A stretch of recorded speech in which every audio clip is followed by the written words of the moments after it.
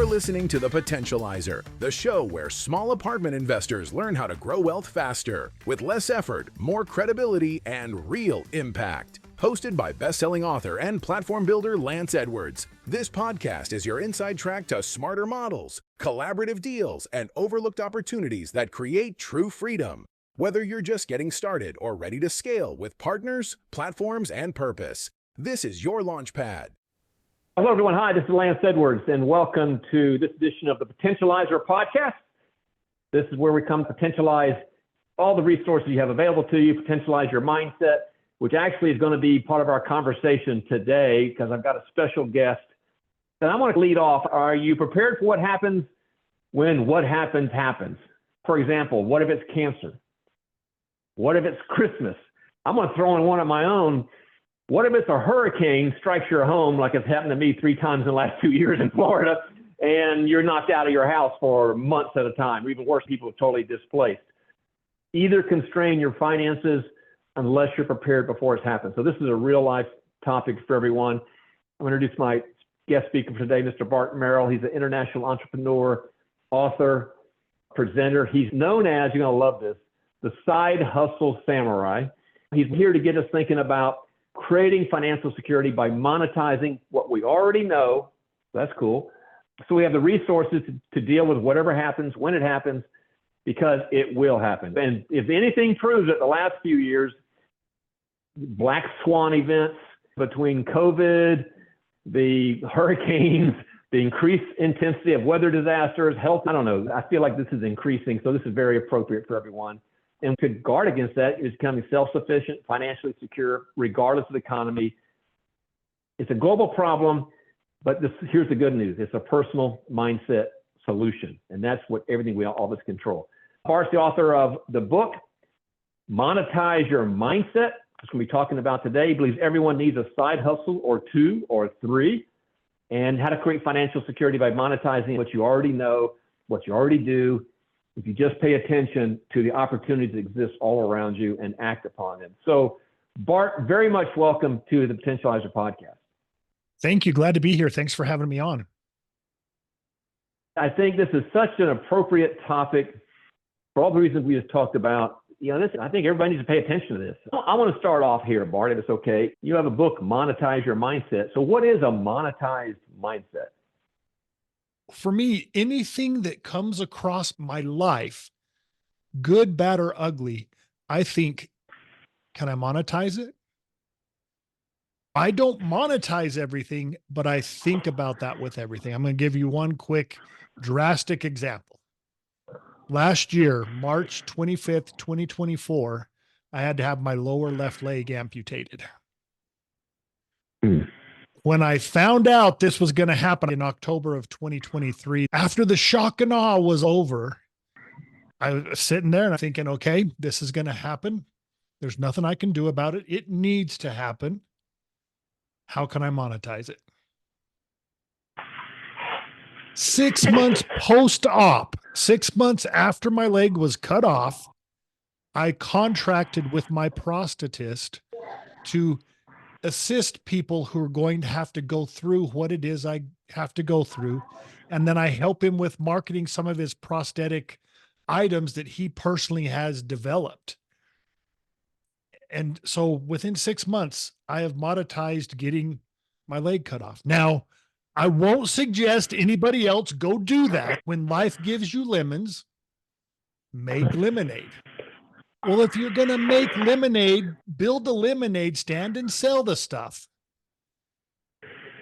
And so that's part of the thinking. Anything, good, bad, or ugly, that comes across my desk, I always think, can I monetize it? I love that example. I love what you did with that. And it very much fits with us because this is the Potentializer Podcast where we get the full potential out of every opportunity. Great example. It's not just with bad things. I ask 3 questions. What do you like to do? What do you need to do? What are you already doing? Can you monetize 1, 2, or 3 of those things? Because time is finite. We don't have a whole lot of time during the day. We're busy. So what about monetizing the stuff that you're already doing? One that goes right along with what you do. I bought my first house right out of college. I took the best room, the room that I wanted, and I rented out the other ones and paid my mortgage and then some. Then when I got married, we lived upstairs. We rented out the basement. When I moved to my new house, I looked for a house with an accessory apartment so that I could rent out a portion of my house. I have never owned a home where at least half my mortgage wasn't paid by someone else. Beautiful. All right. So let's drill down, because that opens up a lot of doors for me. That opens a lot of doors. And how were you born with this mindset, Bart, or do you have to develop this mindset? How'd you get to this point? I grew up with a good dad. My dad was a pig farmer, but he wasn't just a pig farmer. He was a businessman. And he always had his hands in multiple streams of income. They were all in the agricultural industry, which is what he loved. He was part owner in a dairy in Idaho. We lived in southern New Mexico, right on the border of Mexico. And he had his hand in a mushroom warehouse in Utah. Part owner in a produce warehouse in Phoenix, Arizona. It's where Diamondback Stadium now stands. When Diamondback Stadium wanted that property, he made a good chunk of change. And so he did that, and he never set me down and talked to me about the birds and the bees of business. All he did was lead by example. And then when I had a desire to do things, he encouraged me. My first side hustle, I started when I was 15. I bought my first stereo when I was 11 years old. I loved to listen to music. I worked all summer on the pig farm to buy this all-in-one Sanyo system. It was $285. It had a cassette deck over here. What do you think was on the other side? It was an 8-track player. That was my first stereo. Little did I know, I just bought myself a liability, because every time we went to town, I had to buy the new tunes. And as a 11-year-old kid, that was pretty spendy. When I got my driver's license at age 15, I became a mobile disco person. I called myself Illusion. I was 15 years old in a small farming community. Nobody was hiring 15-year-old DJs.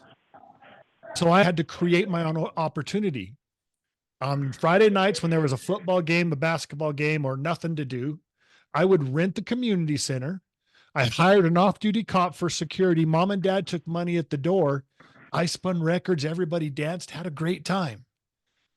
It was great. I mean, $500, $600 a night for a young kid was really good. Wow. And it took 4 hours.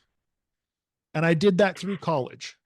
My dad not only showed me the way by his example, when I had ideas, he encouraged me.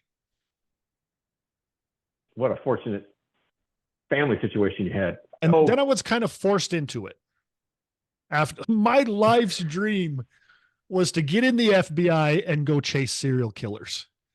We had a family friend who was an ex-FBI agent, and he says, well, the easiest way in the FBI is through an accounting degree. Now, I'm going to tell you right off the bat, I'm an adrenaline junkie. I don't like accounting. I did not like accounting. I was not good at accounting, but that was a means to an end. And so I went into college. I studied accounting. That was my major. I graduated in accounting. About a semester before I graduated, I went back to the pig farm to help my dad and improve my Spanish, because Spanish was something that the FBI was interested in. And then I got back up to school. While I was down there, I was making money in this podunk town, no place to spend it. I had friends in the law enforcement industry, customs, border patrol, and regular cops getting this RK surgery done on their eyes. It was a surgery before LASIK to correct your vision. So I had money, and I'm like, okay. I mean, back then it was like $1,500 an eye. I'm like, okay, let's do it. Corrected my vision. I didn't have glasses. I didn't have these things from about age 24 to 50, 51. But I got back up to school, started the application process to the FBI, and I found out that that automatically disqualifies you from the FBI.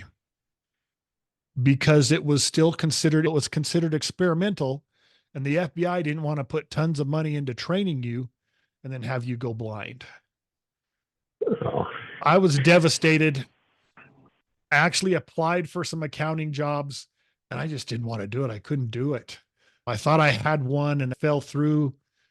And I was doing landscaping, my part-time job during college up in Utah. And I was just like, what am I going to do? Then things fell into place. I fell back on what I learned from my dad. A friend of mine who worked for a bungee jump company, they built bungee towers and sold them all over the world. He came to me and he says, would you like to go back to Japan? I'd spent a couple of years in Japan, so I spoke Japanese fairly fluently. He said, you want to go back to Japan? And he was kidding. I was sitting there thinking, and he didn't know I was an adrenaline junkie. And he said, it's a bungee jump. I'm like, yeah, I'll do it. So I was the go-between between the American company and the Japanese company. I would build the tower, train the staff, and then I worked with that Japanese company on several other projects. My life's dream kind of got blown up, and I just fell back on what I had watched my dad do his whole life. So, and that has really continued throughout your whole life to today. Correct? I have never done the real job thing. Really? All I've done is if I look back on my life, I sometimes think, well, I was just lucky. But what does Seneca say that luck is? Luck is when preparedness meets opportunity. And I take it one step further. You have to take action. So when preparedness meets opportunity and you take action, something's going to happen. All right. So you've been, God, from what did you say, age 15? Since age 15, you've had this mindset, monetize every opportunity. So now you're out sharing your story. When did you decide to start helping others with their mindset? I was volunteering at a drug rehab center. It was a 90-day in-house drug program. I was teaching speaking. Are you familiar with Toastmasters, the speaking club? Of course. Yes. Yeah. So I was doing a similar type club at this 90-day in-house drug treatment program. And I was sitting there and I was listening to Jen tell her story. Jen was talking about how when her and her family went out in public, they were normal. It wasn't until they went home that the abuse and the neglect happened. And it wasn't until she went to college and had roommates that she realized that other people didn't go home to the same thing. She thought everybody else went home and was getting the neglect and the abuse until she went to college. And so I'm sitting there and I'm thinking, it's the same way when people think about making money.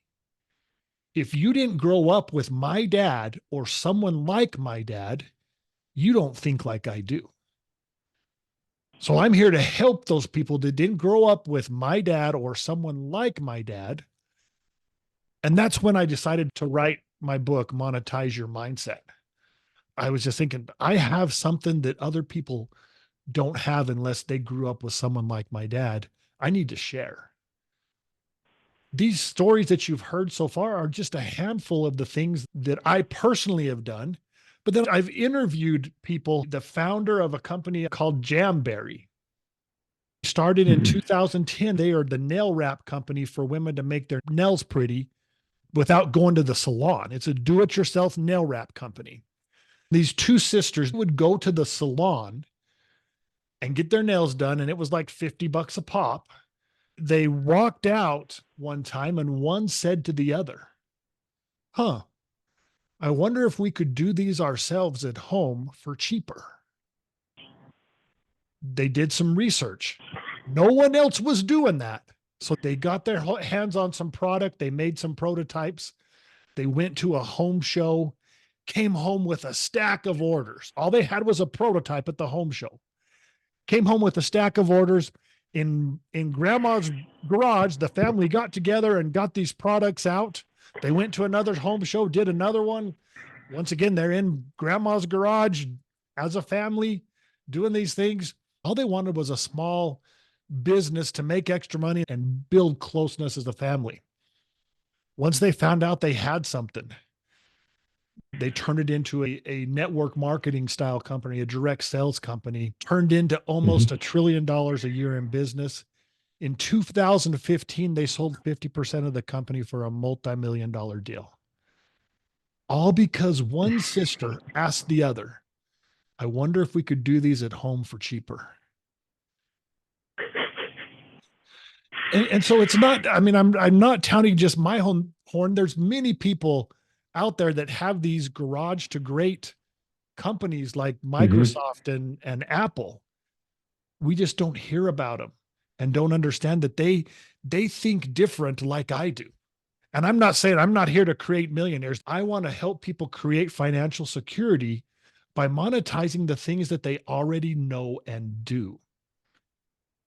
So that when life happens, like you talked about, and like I know, as terrifying as getting my leg cut off was, second to the fear of the pain and how's this all going to happen was, can I afford this?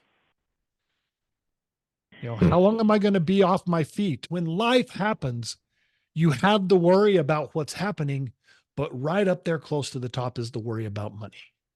If you can create that cushion, that breathing room by having side hustles, stuff that you're already doing, there's not a learning curve because you're already doing it. I'm here to help people to start thinking about that. That's the part I really love. So let's take it from there, Bart. So you're helping others, fabulous way, important way. How do you help others get a monetized mindset? How do you do that? So I take them down a process, and we're going to think about, what do you like to do? What do you need to do? What are you already doing? Then we're going to make lists. I am telling them, you go home and you make a list. And then you're going to take it one step further. What would I like to learn? What do I need to learn? What have I already learned that I could get compensated for by helping someone else? I'm getting compensated by helping people through the process of amputation because I had to go through it. I had to learn it myself. What are some things I need to do? He says, you need to get a grief counselor and have the grief counselor help you through saying goodbye to your leg. I had a friend who was a grief counselor, Nina Lee. I contacted Nina and she walked me through this process because I'm writing letters and saying goodbye to my ankle or my leg to help me get through that process. Now, she is a grief counselor because she lost her son when he was 15 years old. She had to learn that she could help other people through. She is now monetizing that event. And so I've hit some bad ones, loving music, adrenaline junkie, and taken the first bungee jump to Japan. That snowballed into, okay, Japan, this company that I was contracting with, they bought 12 more bungee towers. And so I helped go do that. And then they called me up once and said, hey, we saw this thing right around Christmas time. It's in Germany. It's a complete unattached free fall into a net from about 150 feet in the air. We want you to go try it. I'm just like, 150 feet in the air into a net? That's gotta hurt. And their exact words were in Japanese, of course. Yeah, that's why we want you to go try it. I called the German company. It's just for stunt people right now. We'll contact you when it's ready for the public. I thought I never would have got another call. About 2 months later, they called me and said, okay, we're ready for you. I was on a plane to Germany. I tried it 3 times, and then I was on a plane to Japan. We sold 3 in Japan. Then I worked for the German company to build 2 of those in the United States. There's one in Texas and one in Wisconsin Dells. They contracted with me to help build those to run the crew whenever they were building those here in the States. These things continue if you keep your eyes open, if you're aware of the things around you, and when the opportunity comes, you're willing to take action, good things can happen. To get you started thinking about that, I ask those questions and we make 6 lists. And then we funnel those lists into two more lists. What do you like to do the most? And what do you think could be turned into a stream of income the quickest? And you're going to be wrong on this one. Okay. Because I thought, so another story, a few years ago, my wife came to me and she said, I'm getting more than I bargained for, and I would like to see a little less of you. It was a nice way of her saying, it's time for you to lose weight. You've been working on your before picture long enough.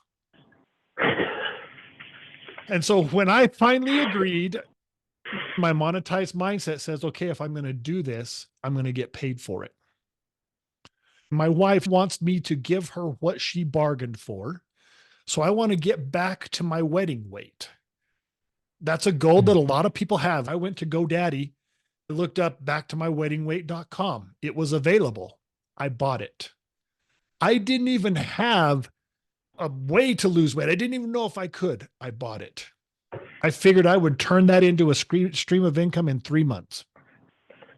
I held on to that domain for 7.5 years because I couldn't find everything that was out there was the 90-day program of you dieting and getting your butt to the gym. And I had enough motivation to get to the gym that first day, pay for a 3-year membership, and never go back. I just didn't find anything that works for me. Finally, my friend from California, Beth, calls me up and says, Bart, I found it. It's great. You need to try it. If you try it and you don't like it and it don't get the results, you get to return your stuff and you get your money back. And I'm like, Beth, calm down. What is it? She's like, Bart, it's the 10-day celebrity transformation cleanse. I paused for a second. I said, Beth, I want to do a 10-day cleanse like I want a colonoscopy. Now, Beth, I was trying to embarrass her, but she was pretty quick on her feet. She paused for a second. She said, Bart, at your age, you probably need both. I tried it. She convinced me. I think she probably pushed me for like a year and a half, and I finally tried it. I lost 18.5 pounds in 10 days. And this wasn't a juice cleanse or a water cleanse. It was a vegan cleanse. So you still ate lots of vegetables and stuff, good, healthy stuff. 18.5 pounds in 10 days. I did not step 1 foot inside a gym. In fact, they told you don't exercise because it will cause your body to not let your pounds go. Like, okay, I'm good with that. I was excited. I took a few days off. I did another one. 11 pounds gone in 10 days. In less than a month, I am down almost 30 pounds. I did 4 cleanses in 2 months and 5 days. I was back to my wedding weight. I lost almost 50 pounds. Now, it's not about the program. What it is I turned back to my weddingweight.com into an income stream. I am making $50, $60, $1,000 a month, $50, $60 to $1,000 a month, depending on how many people want to buy the product I'm an affiliate for, off of doing something I wasn't excited about doing. I just try and get people to think like that. So it seems to me that your big part of what you're talking about is just being open to the possibilities. I think being aware and that just even having the brain search for these opportunities. So what causes people to not do it? What causes people to not even get started or to hesitate? They don't realize what they have. So it's getting those ideas. And so the giveaway I have for you is a memory jogger. It's 25 successful side hustle ideas for 2025. Your listeners their side hustle may not be on that list, but they can go through the list and it's going to start to get their juices flowing. And they're going to start to think, well, what if I kind of just did this? And it'll get them to think, and then they'll need to make their list. Like I said, make those 6 lists, then you're refining them. And the reason I told the weight loss story is because I thought that I would be able to turn weight loss into a side hustle within 3 months. It took me 7.5 years. I didn't think bungee jump was on my radar. But whenever the idea came, I thought it was going to be 6, 8 months, maybe next year that I'm in Japan. 3 months later, I am in Japan, literally assisting, we won't say pushing, assisting little Japanese people off the top of an 8-story bungee tower. And so I was wrong. You're going to be wrong, and that's okay. It's trial and error. You try something, if it doesn't work or if it takes longer, that's okay. But you have these lists. Once you get these lists put together and they bubble up, now you have a handful of ideas that you can try. And then I help people, once they get their ideas, we take that idea, we put it on the road to get it to a stream of income. I may not have all the answers. I'm not a Google guy, but I have a good Google guy and I can point you in the right direction. I'm not a Facebook ads guy, but I can point you in the right direction. I was sitting with one of my clients the other day. We were talking about building this. He came to me and said, I want to build a water pump and I need to know how to start. Where do I start? I says, well, do you have the ability to build this pump yourself? He's like, yeah. Then you need to build the prototype and then we go find who's going to build it for you. I'm not the guy that's going to build that pump. I can't even build the prototype. I can't manufacture it, but I can find the guy who can help you with that. And so I don't know it all. I don't claim to know it all, but I know people or can get you in touch with the right people as you're going down that path of turning this into a stream of income.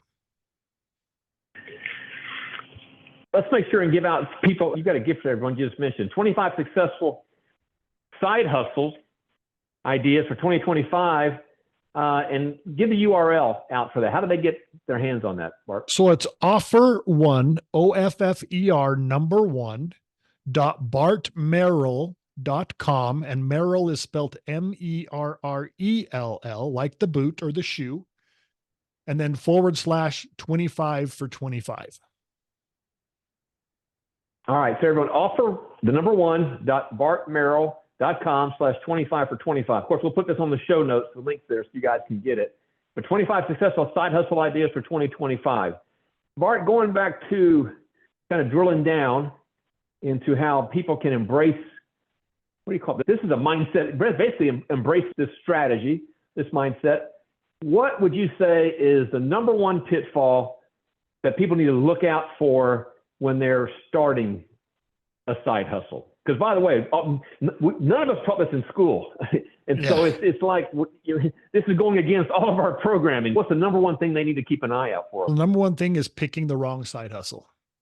Picking something that you're not excited about or that you're not knowledgeable enough about. If you went through this side hustle list of mine and you're picking because of money, obviously you want to make money, but this one I think I can make the most money at, but you don't have the desire to do the extra stuff you're going to have to do, you're going to fail. And so if you don't pick the right side hustle for your lifestyle, and that's one of the things about me that I am proud to say, I don't have an agenda for you. When you come to me, I'm not saying, okay, I want you to come sell my stuff. Do I have something you can sell? If you want to get on my weight loss program and lose some pounds, you can sell for me on my weight loss program. That's not why I have you here. That is just an example I use. We take your unique lifestyle, your unique abilities, your unique hobbies and skills, and we figure out how to turn that into a stream of income so that you're picking the right side hustle. I've been spending the past 3 days in an AI workshop. The founder and CEO of Lindy, a company that gives you a virtual assistant per se. It automates your workflow and takes care of a lot of stuff for you. I was watching him talk about what he does and how excited he's like, I get up at 7 a.m. every day and I am so excited to go work because this is what I get to do. He loves what he gets to figure out how to make these AI bots do stuff for people. And he says, I love what I do. More than anything he was talking about on his program, what caught my attention was his fire and his excitement for what he does. And he's excited. He's like, I never would have guessed I would have get to do something I love so much every day. And that's what stuck out to me in his presentation. That's the same thing for your listeners and people who want to start a side hustle. If we can find that thing that you, now we talked about my leg amputation and how It was tragic. I took that and I turned it into something. But I hope you understand that I love to talk. I hope you can see that in this. I love to talk to people and I love to listen to what they need. And so working with my prosthetist and helping people through what I went through, because it's not easy. One of the main things I was worried about is like, I can handle it. I can handle it. I know I can handle it once I get my prosthetic, but there's a time between getting your leg cut off and no prosthetic. And I'm just like, oh, I'm just going to sit in my recliner and do nothing for 6 weeks, 8 weeks, however long. I'm not going to move. I don't want to go outside. I don't want people to see me without a leg. I got home from the hospital 13 days post-op and I was on crutches going to the store and I couldn't stay in, but I was worried about what people were going to think. So I went out and I bought some pajamas and they were lazy ass pajamas. They had donkeys all over the pajamas. I wore those because that way, if someone was staring at me, they're not staring at my leg, they're staring at my funny pajamas. And that helped me get through that. I was worried about how I was going to feel with other people looking at my leg. And so that's just one thing that I worried about amongst how much is it going to hurt? What's the pain going to be like? All these things. And I love to listen to people and help encourage people. And so that fits me. I'm excited to go talk to people. If I'm going into a doctor's office and talking about my prosthetist products, I am a better talker about his products than he is because I'm excited that he can give people their life back. He can give people their balance back. They help them do things they wanted to do. So the same thing with being excited about that. You need to be that much excited about your side hustle because you're going to be doing hard things, working hours that you may want to be sleeping, doing research on stuff you may not want to. After being in this AI conference this week, my life just got a whole lot easier because there's so many things you can use to make your life it's just so much easier to do business. Well, I think what you're saying, I 100% agree with, is focus on what you were born to do, which is your unique ability, the thing that gives you energy, delegate the rest or automate the rest, which is now become capable with the technology. And you'll never work again if you're doing that. You'll never work again. You'll just never be work. So how do you describe yourself? Are you a business coach? Are you a side hustle coach? And what makes you unique, would you say, in the way you help people and what you're doing, Bart? So I'm a side hustle strategist, not to poo-poo on other people's stuff, but I hate the word coach. I love coach for a football coach. Hey, I love that. Life coaching out there. There's so many coaches out there that haven't been through what it is that they're coaching. And so I didn't want to be a coach. And so I pulled out of the internet side hustle strategist, and we have a strategy call, not a coaching call. And what do I do? What sets me apart is, once again, I have no agenda. I don't want you to come on my team and sell my stuff. I am taking you through a process to find side hustles that are unique to you and your life experiences, good, bad, or ugly. Because people often overlook the stuff that they don't want to do. Losing a child, you don't want to lose a child, but if you did, you can help somebody that's going to be going through that. I didn't want to diet and weight loss. I just didn't want to diet and do the stuff.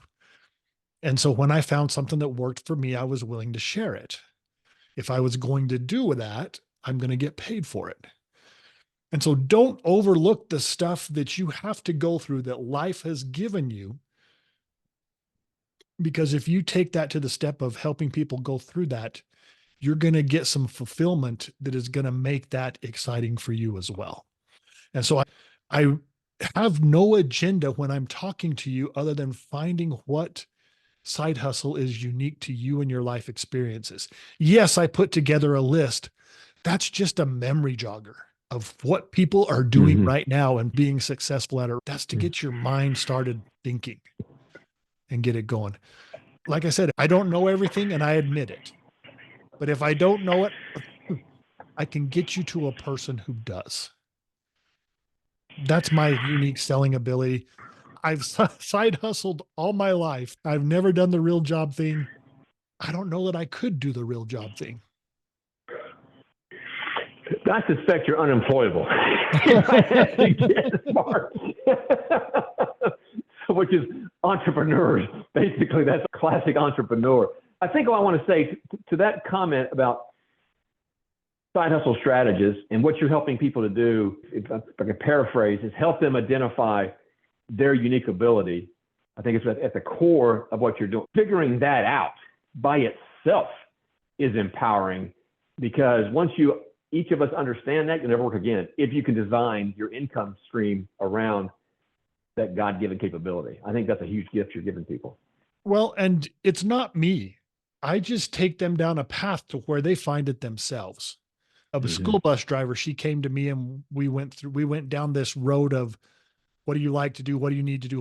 We went through it. And she wanted to do a limousine party bus style thing where she would take people to concerts, jazz games, where they can go and have a party and have fun. And then they don't have to worry about driving and all that. She was working on that and she was excited about it. And then she fell asleep and woke up the next morning and calls me. I got it. If I have my own bus, I can give driving tests to people who are going after their CDLs. And she'd already done the homework. I didn't put that idea in her head. She came up with that in her sleep because we got her juices flowing. She's like, all I had to do is take a test. It's like $400 and I don't even have to advertise because the DMV does it for me. They make a list of all the people that do the driving test. They hand that to everybody that comes in and takes their written CDL. And I'm the only one down in this area. She was excited that she found this new income stream. And I didn't find it for her. She did it. And that's all I do. I have a psychologist friend of mine, and he says, all I do is point out the obvious to people. I help people start to think, and it's obvious to them once they see it, but they just have a hard time seeing it.